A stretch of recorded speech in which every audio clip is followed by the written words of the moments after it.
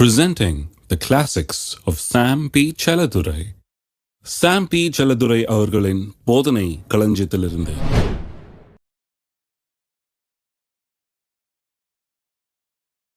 ரோமருக்கு எழுதின நிருபம் 14ஆம் அதிகாரம் 17ஆம் வசனம். ரோமர் 14:17.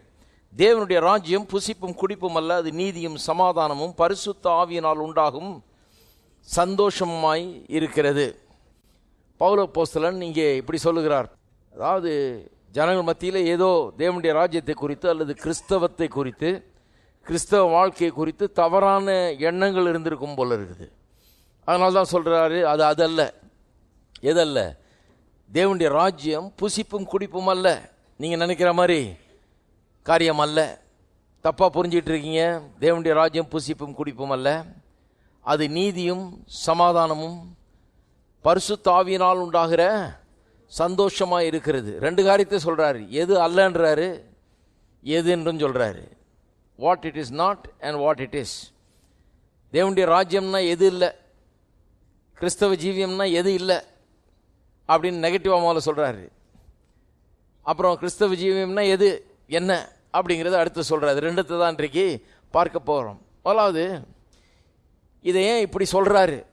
தேவனுடைய ராஜ்யம் புசிப்பும் குடிப்பும் அல்ல அப்படிங்கிறாரே, ஏன் அதை அப்படி சொல்கிறாருங்கிறத கவனிக்க வேண்டும். 17ஆம் வசனத்தை தான் வாசித்தேன்.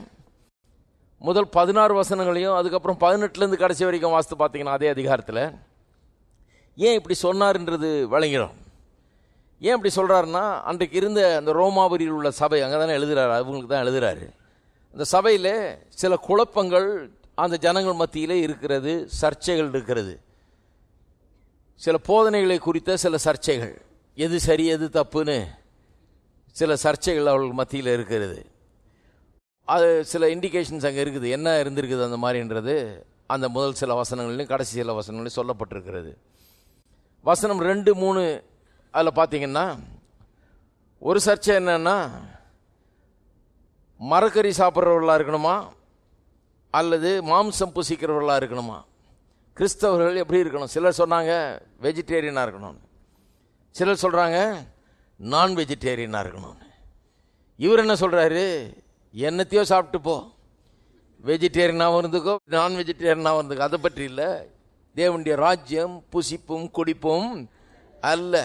கிறிஸ்தவ ஜீவியம்னா, கிறிஸ்தவம்னா இது வெஜிடேரியனிசத்தையும் பற்றி அல்ல, நான் வெஜிடேரியனிசத்தையும் பற்றி அல்ல. ஒருத்தர் கேட்குறாரு என்கிட்ட, அப்போ நான் இப்போ ஞானஸ்தானம் எடுத்துட்டா கறி சாப்பிடணுமாங்க? யார் சொன்னது? நீங்கள் கறி சாப்பிடாதவராக இருந்தால் சாப்பிடாமல இருந்துங்க, அதை பற்றி என்ன? இல்லை சாப்பிடணுன்னு விரும்புனா சாப்பிட்டுங்க, இல்லை சாப்பிட்டுட்டு இருக்கிற ஆள் அதை நிறுத்தணும்னு நாங்கள் ஒன்றும் சொல்லலாம். அது டாக்டர் வேணால் சொல்லலாம், நாங்கள் சொல்கிறதில்ல, நாங்கள் டாக்டர் இல்லை. ஆகவே கிறிஸ்தவ ஜீவியம் என்கிறது கறி சாப்பிடலாமா சாப்பிடக்கூடாதா, வெஜிடேரியனாக இருக்கணுமா நான் வெஜிடேரியனாக இருக்கணுமாங்கிறது பற்றி இல்லை. சிலருக்கெல்லாம் கிறிஸ்தவம்னா இப்படி நினச்சிட்டு இருக்காங்க, தப்பான ஒரு எண்ணம். இப்படி ஒரு சர்ச்சை நம்ப முடியுதா பாருங்கள். ரோமாபுரியில் இருக்க சபையில் பவுல் இருந்த காலத்திலே இப்படி ஒரு சர்ச்சை. வெஜிடேரியனாக இருக்கிறது கரெக்டாக, நான் வெஜிடேரியனாக இருக்கிறது கரெக்டாக? வெஜிடேரியனாக இருக்கிறவங்க நான் வெஜிடேரியனாக இருக்கிறவங்க அற்பமாக பார்க்குறாங்க, அவனா மாம்சம் சாப்பிட்றவன் அப்படின்னு. நான் வெஜிடேரியனாக இருக்கிறவங்க வெஜிடேரியனாக இருக்கவன் அற்பமாக பார்க்குறாங்க, அவன் இதை சாப்பிட மாட்டான் அப்படின்னு சொல்லி அவன் அற்பமாக பார்க்கறது. பவுல் அப்போஸ்தலன் அதெல்லாம் கண்டிக்கிறார். கண்டிக்கும் போது தான் சொல்கிறாரு, தேவனுடைய ராஜ்யம், அதாவது கிறிஸ்தவம், கிறிஸ்தவ ஜீவியம்ங்கிறது புசிப்பும் குடிப்பும் அல்ல. இதை பற்றி இது இல்லையா, அது சில்லற விவகாரம். என்னத்தையோ சாப்பிட்டு போ, சாப்பிடாம போ, அது உன் இஷ்டம். தேவனுடைய ராஜ்யம் இதை பற்றியது அல்லங்கிறார். இன்னொரு சர்ச்சை அவர்கள் மத்தியில் இருந்தது பாருங்கள். 2ஆம் 3ஆம் வசனம் இப்போ சொன்னது வாசிக்கிறேன். ஒருவன் எந்த பதார்த்தையும் புசிக்கலாம் என்று நம்புகிறான், பலவீனனோ மரக்கறிகளை மாத்திரம் புசிக்கிறான். புசிக்கிறவன் புசியாதிருக்கிறவனை அற்பமாக எண்ணாதிருப்பானாக, புசியாதிருக்கிறவனும் புசிக்கிறவனை குற்றவாளியாக தீர்க்காதிருப்பானாக. தேவன் அவனை ஏற்றுக்கொண்டாரே, கடவுளே அவனை ஏற்றுக்கிட்டிருக்கிறாரு. அவன் வெஜிடேரியனாக இருந்தாலும் ஏற்றுக்கிறாரு, நான் வெஜிடேரியனாக இருந்தாலும் ஏற்றுக்கிறாரு. உனக்கு என்ன வந்தது, நீயே அவனை பற்றி மோசமாக பேசிகிட்டு இருக்கான்றாரு. யாரோ என்னமோ சாப்பிட்டு போட்டோம், தேவனுடைய ராஜ்யம் இதை குறித்தது அல்லங்கிறார். இந்த மாதிரி சில்லறத்தனமான காரியங்களை குறித்தது அல்லன்றார். 2வது சர்ச்சை 5வது 6வது வசனங்களில் சொல்லப்பட்டிருக்கு. அது என்னன்னா, எந்த நாளை நாம் விசேஷித்த நாளாக அல்லது கர்த்தருடைய நாளாக அனுசரிக்க வேண்டும். பழைய ஏற்பாட்டு காலத்தில் ஓய்வு நாள் இருந்தது இல்லையா? அந்த ஓய்வு நாளை ரொம்ப பெருசாக அவங்க அனுசரித்து வந்தாங்க. இன்னும் கேட்டால் 10 கற்பனையிலேயே ஒரு கற்பனை ஆண்டவர் போட்டார். ஆனால் என்ன பண்ணிட்டாங்க, இதை ஒரு வெறும் ஒரு ரூல் மாதிரி ஆக்கிட்டாங்க. இதனுடைய அர்த்தம் புரியல. எதுக்கு ஆண்டவர் போட்டார்ன்றதுக்கு ஒரு அர்த்தம் இருக்குது. எதுக்கு போட்டார்? ஏன் ஆண்டவர் 7ஆம் நாள் ஓய்வு இருந்தார்ன்னு இருக்குது. 6 நாள் வேலை செஞ்சார், 7ஆவது நாள் ஏன் ஓய்வு இருந்தார்? ரொம்ப களைப்பாயிடுச்சு, இனிமேல் ஒரு நட்சத்திரம் கூட என்னால் தொங்க வைக்க முடியாது, ரொம்ப டயர்டாக இருக்குது, அதனால் நான் இன்றைக்கி ஓய்வு எடுத்துக்கிறேன், அப்புறம் திங்கக்கிழமை திருப்பி வேலை ஆரம்பிப்போன்னா கிடையாது. எதுக்கு ஓய்வு எடுத்தார் 7ஆம் நாள்? நம்மளை மாதிரி டயர்டாகி ஓய்வு எடுக்கலை.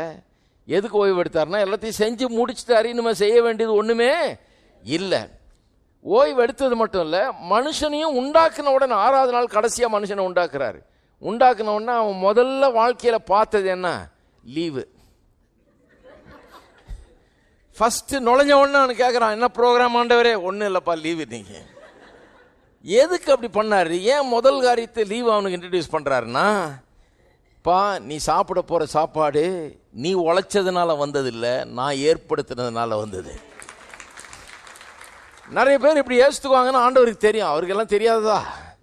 நிறைய பேர் என்ன சொல்கிறாங்கல்ல வீட்டில், நான் வேர்வை சிந்தி சம்பாதிச்ச காசு இது, நான் சம்பாதிச்சா நான் சாப்பிடுவேனாக்கும், நான் வேர்வை சிந்தலாம் ஓயாமல் உழைக்கலாம் இங்கே ஒன்றும் இருக்காதாக்கும். இப்படி பேசுகிற ஆளுங்க கொஞ்சம் கவனிக்கணும்.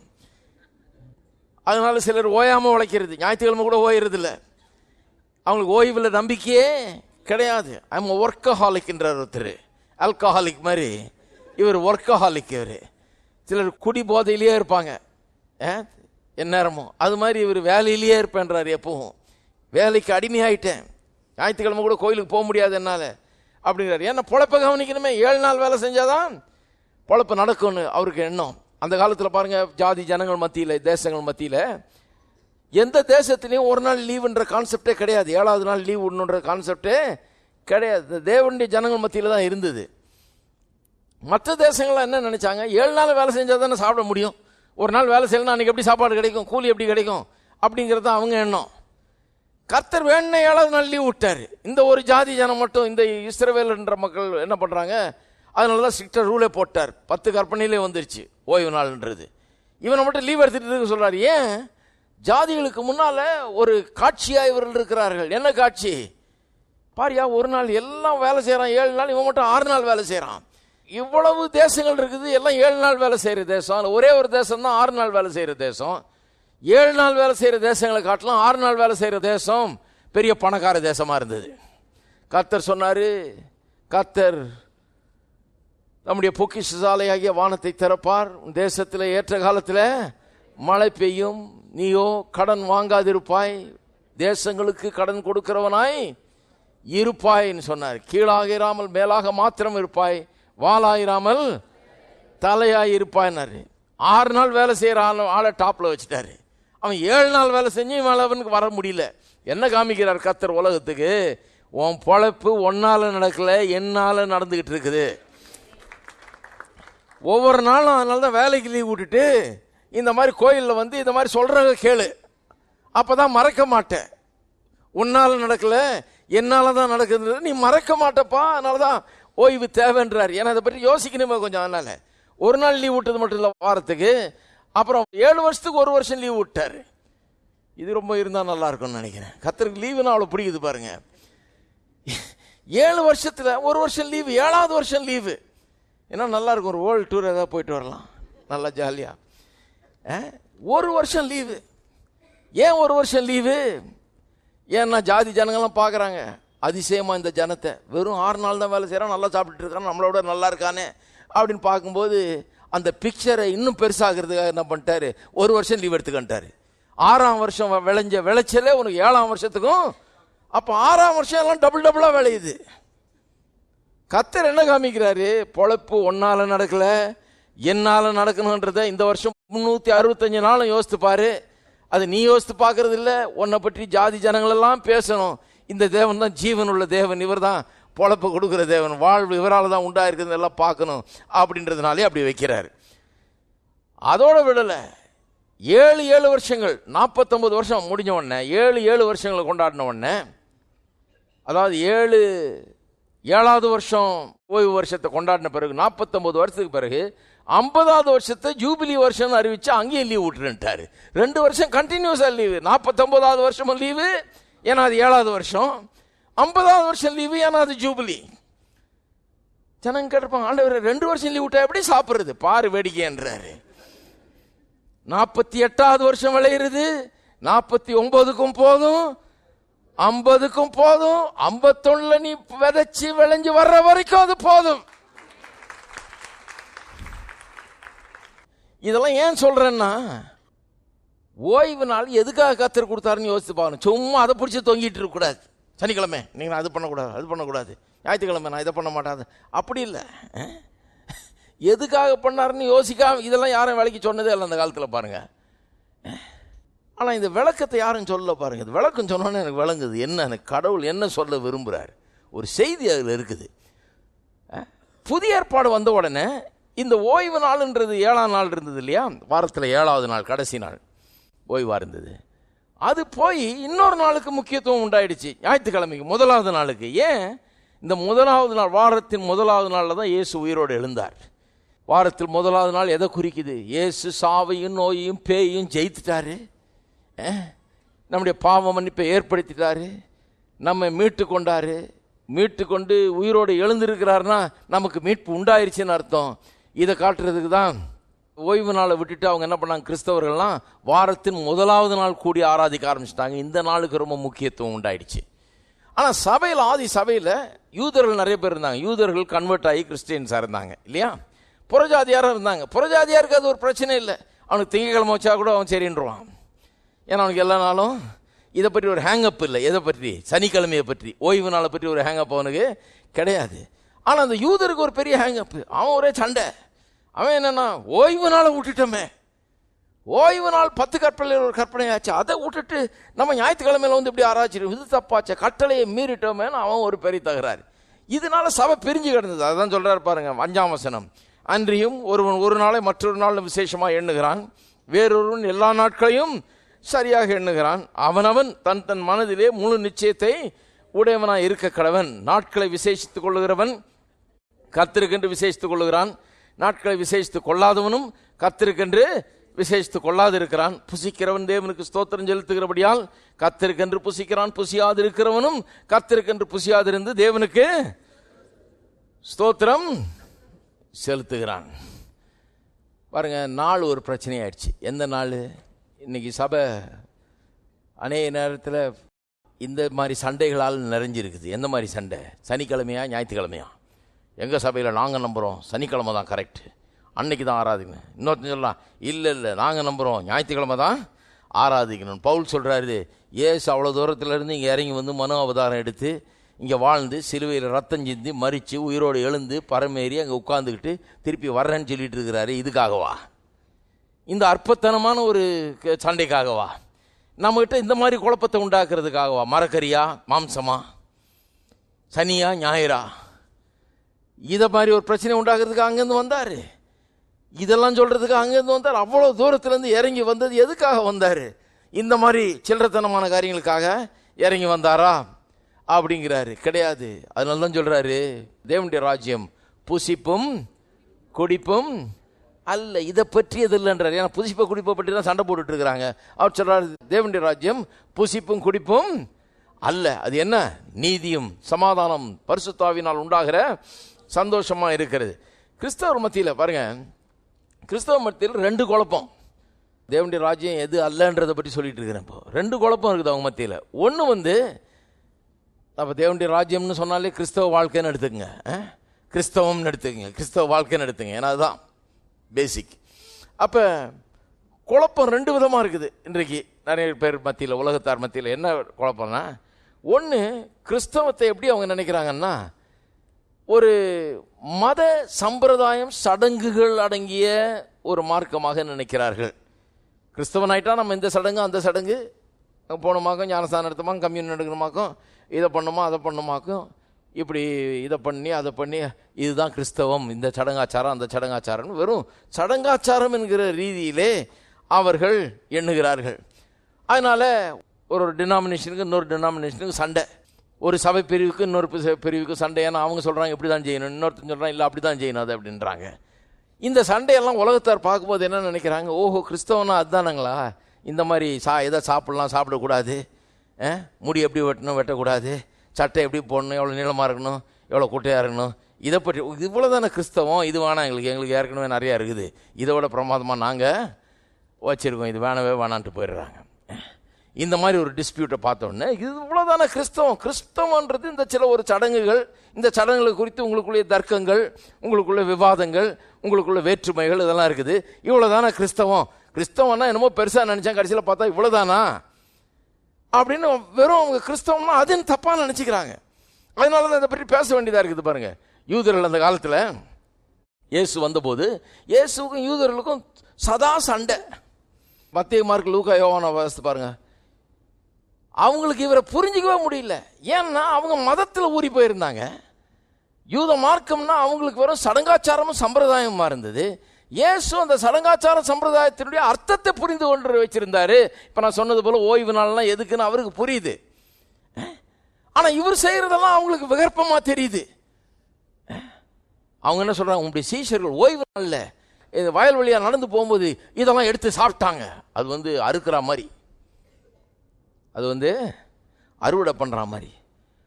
ஓய்வு நாளில் எப்படி பறித்து சாப்பிட்டாங்க, அதெல்லாம் பண்ணலாமா அது? ஏன்னா அவங்க ரூல் வச்சுருந்தாங்க, ஓய்வு நாளில் விதைக்கக்கூடாது, உழக்கூடாது, அறுக்கக்கூடாது, கண்ணாடி கூட பார்க்கக்கூடாதுன்ட்டாங்க. இயேசு ஆப்போசிட்டாக நடந்துக்கிறார். அவன் உழக்கூடாதுன்றான். உழக்கூடாதுன்னா ஒரு மேஜையை கூட அங்கேருந்து இங்கே இழுக்கக்கூடாது. ஏன்னா இழுக்கும்போது உழுகுற நீ நிலத்தை உழுகுற நீ. ஏன்னா இதை எடுக்கும்போது அறுவடை, அப்போ அதை இழுக்கும்போது ரொம்ப டீப்பாக போயிட்டாங்க அவங்க. எப்படி போது பாருங்கள், மதம் எப்படி பைத்தியம் பிடிச்ச மாதிரி ஆகிடுது. மதம் அவ்வளோ டீப்பாக இழுத்தா கூட உழுதுட்டேன், அதனால் தப்பு அப்படிங்கிற ஒரு லெவல். அதனால தான் இயேசு என்ன பண்ண, ஒருத்தனை சோகமாக்கும் போது தரையில் உமிழ்ந்து சேராக்கி அந்த சேத்தை எடுத்து அவங்க கண்ணில் வைக்கிறாரு. நிறைய பேர் என்னையா இது ஒருத்த சொல்கிறாரு, அதில் ஏதோ மருந்து இருக்குது. எதில்? இந்த எச்சையும் இந்த மண்ணும் கலக்கும் போது அதில் ஏதோ மெடிசினல் வேல்யூ. ஐயோ ஒன்றுமே கிடையாது. அந்த கதையை வாசித்தாலே புரியுது. ஏன்னா அவன்லாம் கூடி வேடிக்கை பார்த்துட்டு இருக்கான், இவனுக்கு எப்படி சுகம் கிடைக்குதுன்னு பார்க்குறதுக்கு. வேணுன்னே இந்த பரிசேயர்களை அப்செட் பண்ணுறதுக்காகவே அப்படி பண்ணுறாரு. வேணுன்னு போட்டு குழைச்சி உழுகிறாரு. அவன் கண்ணில் பூசி போய் கழுவுன்றார். அவன் கழுவுனா சோகமாயிட்டான். இவன் சொல்கிறான், இல்லை அவர் தீர்க்கதரிசியே கிடையாது. ஏன்னா ஓய்வு நாளில் அப்படி பண்ணியிருக்க மாட்டார். ஏன்னா பண்ணக்கூடாது. ஓய்வு நாள் ஒருத்தன் கண்ணு தெரிஞ்சதுன்னா எவ்வளோ பெரிய சந்தோஷப்படணும். இதுக்கு ஒரு பார்ட்டி வச்சு பிரியாணி போடணும், ஊரெல்லாம் கூட்டணும், பெரிய கொண்டாட்டம் கொண்டாடணும், கடவுளுக்கு 1000 நன்றி செலுத்தணும். அதை விட்டுவிட்டு எப்படி செய்யலாம்? நீ உண்மையான கடவுளுடைய மனுஷராக இருந்தால் ஓய்வு நாளில் அப்படி பண்ணியிருக்க மாட்டேன். என்ன பண்ணியிருக்க மாட்டேன்? இதை குலைச்சிருக்க மாட்டேன். இதான் சண்டை பாருங்க, எந்நேரமும் சதா சண்டை ரெண்டு பேருக்கும். ஏன்னு சொன்னால் இவருடைய எண்ணம் என்ன? தேவனுடைய ராஜ்யத்தை பிரசங்கம் பண்ண வந்தவர். இவர் மெய்யான ஆவிக்குரிய ஜீவியத்தை பிரசங்கம் பண்ணிட்டு இருக்கிறாரு. அவன் பொய்யான ஒரு காரியத்தை பின்பற்றி கொண்டிருக்கிறான். வெறும் சடங்கு சம்பிரதாயம் அதை பிடிச்சிக்கிட்டு புரிஞ்சு கொள்ளாமல், எங்கள் தாத்தா செஞ்சார் அதனால் நான் எப்படியே செய்வேன், எங்கள் வீட்டில் நாங்கள் இது பண்ண மாட்டோமாக்கா, அது பண்ண மாட்டாங்க, ஓய்வு நாளில் இது பண்ணக்கூடாதா, இதையே கொஞ்சம் கூட யோசிக்கிறதே கிடையாது பாருங்கள். அதை பிடிச்சிட்டு தொங்கிட்டு கிடக்கிறது. இவர் வேணும்னே தொங்கிட்டு இருக்கணும், கொஞ்சம் உள்கி பார்க்குறாரு. இவர் வேணும்னே அவனை அப்செட் பண்ணுற மாதிரி செய்கிறார். ஏன்னா அவனுக்கு அறிவு உண்டாகணுமே, அவனுக்கு எப்படி உணர்த்துறது? வேணும்னே அப்படிதான், அதுக்கு தான் அவர் அப்படி பண்ணுறாரு. அப்போ பாருங்க, அது மட்டும் இல்லை, அவங்களுக்கு செரிமோனியல் வாஷிங்ஸ் அண்ட் கிளென்சிங்ஸ் இருந்தது. ஒரு வீட்டுக்குள்ளே வந்தால் தண்ணியை காலில் ஊற்றிட்டு வரணும், அப்புறம் கையை எப்படி கழுவணும், கை எப்படி ஒரு தடவை கிடையாது, அப்படி ஒரு தடவை கழுவி, அப்படிலாம் ஒரு இது இருக்குது, ஃபார்முலா மாதிரி வச்சுருந்தானுங்க. கை சுத்தமாச்சான்றது பிரச்சனை இல்லை, இப்படி ஒரு ஊற்று அப்படி ஒரு ஊற்று, இப்படி பண்ண அப்படி பண்ண, அவ்வளோதான். இப்போ எப்படி சடங்கு எப்படி பண்ணுமோ அப்படி பண்ணி கழுவிட்டா போதும். அழுக்கு போகிறதுக்கு இல்லை, இது சடங்கு, எங்கள் மதத்தில் சடங்கு இது அப்படின்ற அந்த மாதிரி பண்ணிட்டு இருந்தாங்க. அதனால இயேசுவின் சீஷரில் பார்த்தோன்னு கோவம், இவன் சரியாக கை கழுவுறதில்லை. அவர் சொன்னார், வெள்ளை அடிக்கப்பட்ட கல்லறையே, உன் பாத்திரத்தில் வெளியே கழுவுற, உள்ள அவ்வளவும் அழுக்கு அப்படிங்கிறாரு. அவர் சொல்கிறாரு, அந்த பழைய காலத்தில் அந்த செரிமோனிஸ் எல்லாம் எதுக்கு? ஒன்றை காமிக்கிறதுக்காக இருந்தது. ஏன் அதை அப்படி சுத்தம் பண்ணாங்கன்னா, உள்ளும் புறமும் சுத்தமாக இருக்கணும், மனுஷன் எப்படி சுத்தமாக இருக்கணுன்றதை காமிக்கிறதுக்காக. இவன் மனுஷன் சுத்தமே இல்லை, ஆனால் வெறும் தண்ணியை மட்டும் இங்கே தெளிச்சிருது லேசா, அப்படி கழுவிட்டேன் நான் அப்படின்னு. வேணுன்னே இப்படி இவர் பண்ண உடனே அப்செட் ஆகுது. ஏன்னா இதெல்லாம் தப்புன்னு சொல்ல மாட்டேங்கிறாரு அப்படின்னு. ஓய்வு நாள் அனுசரிக்க மாட்டேங்கிறாரு அப்படிங்கிறது. ஏன்னா ஓய்வு நாளில் இதை பண்ணிட்டாரு, சோகமாக்கிட்டாரு, அப்படி பண்ணிட்டாரு, இப்படி 6 நாள் இருக்குது. 6 நாள் ஒருத்தன் கையை இப்படி சூம்பி கிடந்தது பாருங்க, ஆனால் கையை நீட்டுன்னார், அது வேலையாயிடுச்சான். அது மடக்குன்னு இருக்கும்னு நினைக்கிறேன். நீட்டினோடனே ஏதோ வேலை செஞ்சுட்டான். 6 நாள் இருக்குது, அன்னைக்கு பண்ணாமல் ஓய்வு நாளில் போய் இதை பண்ணி எப்படி பண்ணலாம்னு ஒரே சண்டை. அவன் கையை எப்படியே வச்சுருந்தவன் நீங்கள் நீட்டிருக்கான சந்தோஷப்படணும். ஒன்றும் கிடையாது, சண்டை தான் வருதுங்க. ஏன்னா அவன் நினைக்கிறது வேற, இவர் நினைக்கிறது வேற. அவர் கேட்குறாரு, இந்த முட்டாள் சொல்கிறாரு, உன்னுடைய ஆடு ஒன்று ஒரு பள்ளத்தில் குழியில் விழுந்துருச்சுன்னா ஓய்வு நல்லா தூக்கி விட மாட்டியா? உன் ஆடு ஒன்று குழியில் ஒன்றில் விழுந்துருச்சுன்னா ஓய்வு நல்லா தூக்கி விட மாட்டியா? அதை தூக்கி விடுவேன், ஆனால் மனுஷனுக்கு சுகம் கொடுக்கக்கூடாதுன்ற. ஏன்னா அது ஓய்வு நாள். இயேசுவுக்கு இவங்களுக்கும் ஒரே சண்டை. ஏன்னா இவர் நினைக்கிறது வேற, அவனுங்க நினைக்கிறது வேற. இப்படிப்பட்ட சண்டையை பார்த்தா யார் வருவா சொல்லுங்க ஆண்டவர்கிட்ட? இந்த ஜீவனுள்ள தேவன் இதை சில்லறத்தனமான காரியத்தை தான் கொண்டாடுறதுக்கு வந்தாரா? இவர் தான் கடவுளா? இதுதான் கடவுளுடைய வழியா? இதுதான் கடவுளுக்காக ஜீவிக்கிற ஜீவியமான? அதனாலேயே போயிடுவாங்க. இப்படி சில சர்ச்சைகள் பாருங்க. அதனால தான் பவுல் சொல்லுகிறார், தேவனுடைய ராஜ்யம் புசிப்பும் குடிப்பும் அல்ல. எத்தனை பேருக்கு வழங்குது புசிப்பும் குடிப்பும் அல்லன்னு சொல்றது?